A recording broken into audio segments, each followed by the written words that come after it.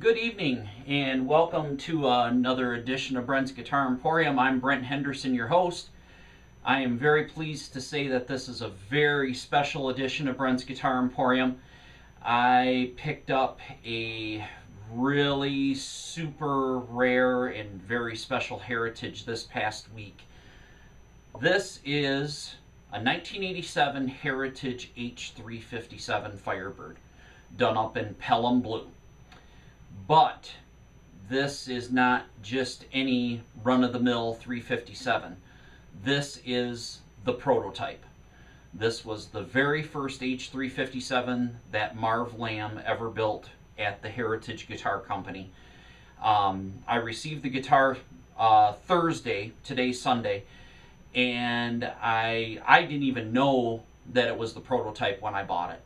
I was changing the strings and cleaning it up, and I looked at the back of the headstock and I noticed that there was a stamp in the wood. And I flipped it around and I saw it and I thought it was a number 2, because Heritage would do that with guitars that had minor blemishes or something like that. They'd stamp a number 2 right under the serial number in the wood. I rolled it around in the light and noticed that the stamp was a P, and that P means prototype.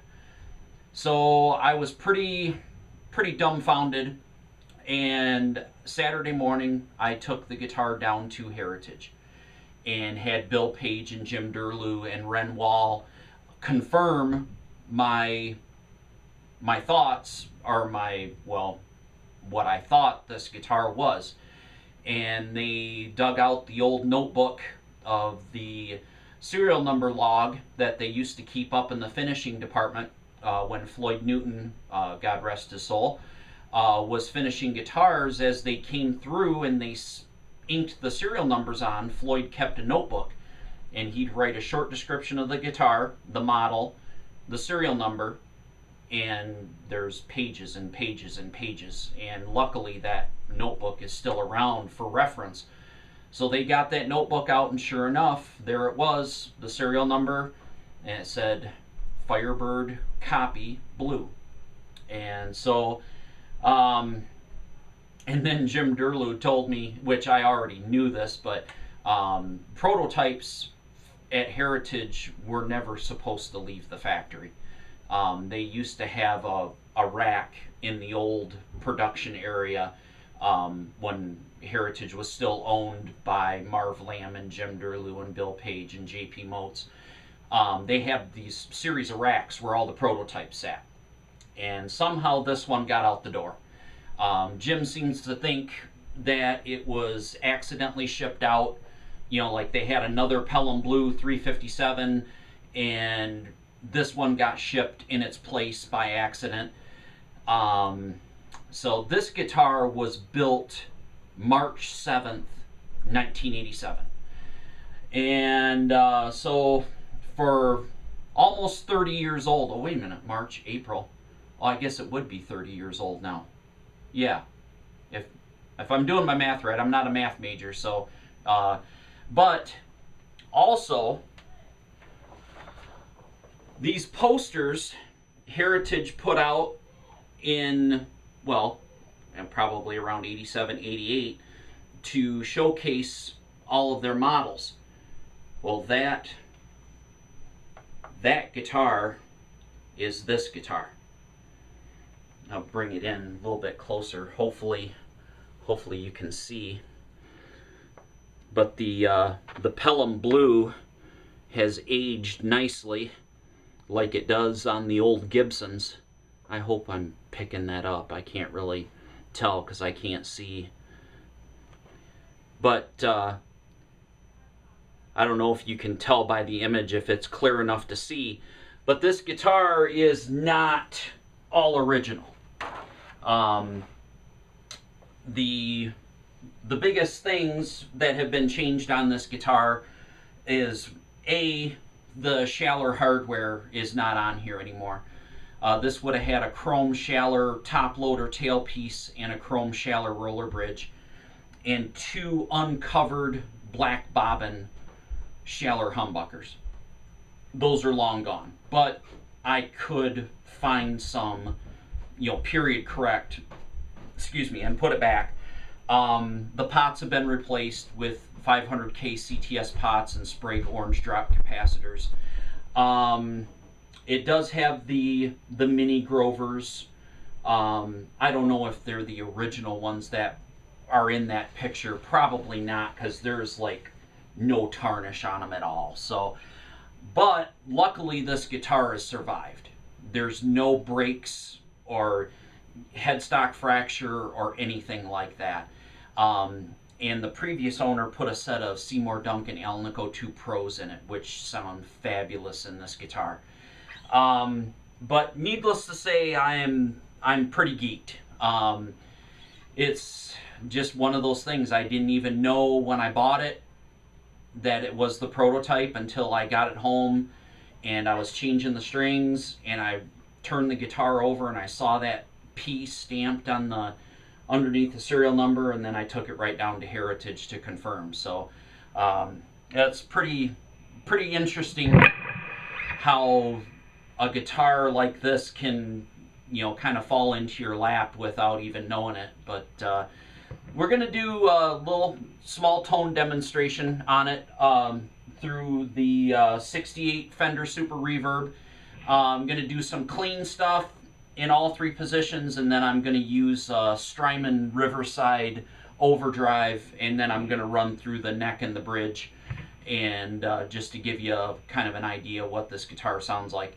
Oh, and one thing that I left out, this is a Gibson style Firebird construction, neck through construction with mahogany wings. I believe the neck through is mahogany, maple, mahogany. It's a 3-piece sandwich. You can see it on the back side. You can see the lines where the 3 pieces are put together, and it looks like mahogany on either side with a maple piece sandwiched in between them for the neck through block. All right, this is a bridge pickup clean.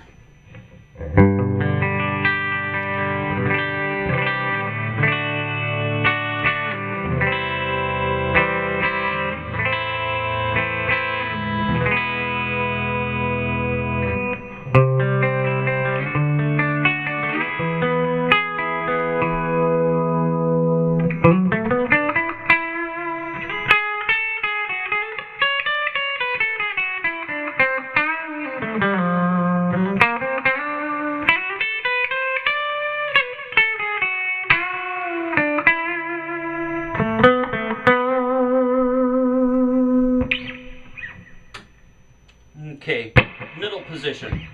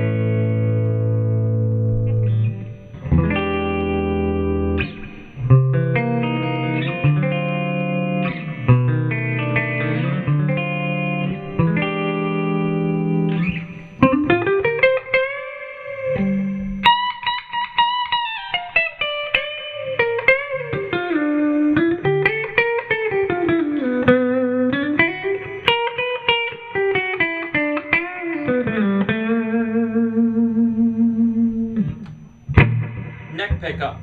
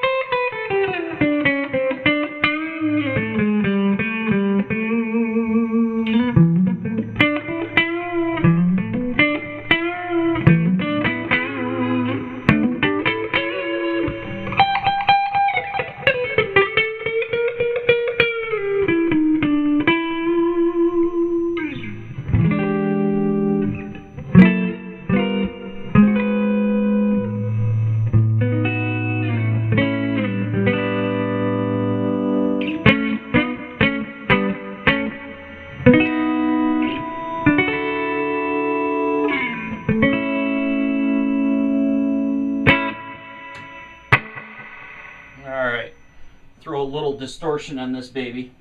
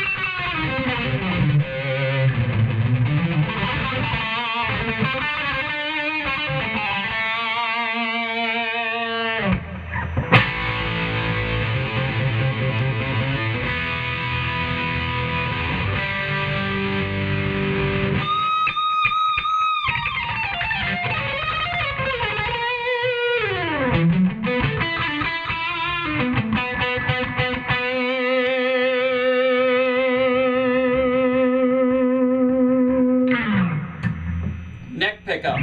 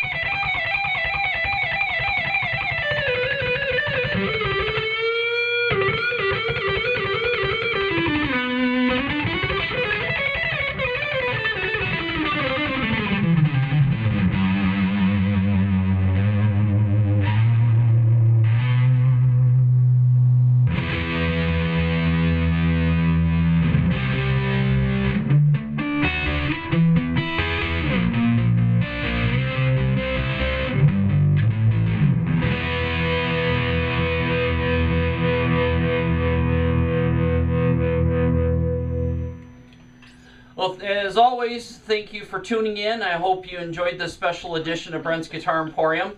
And keep rocking. We'll see you next time. Wait, I want to say something. Hi, YouTube!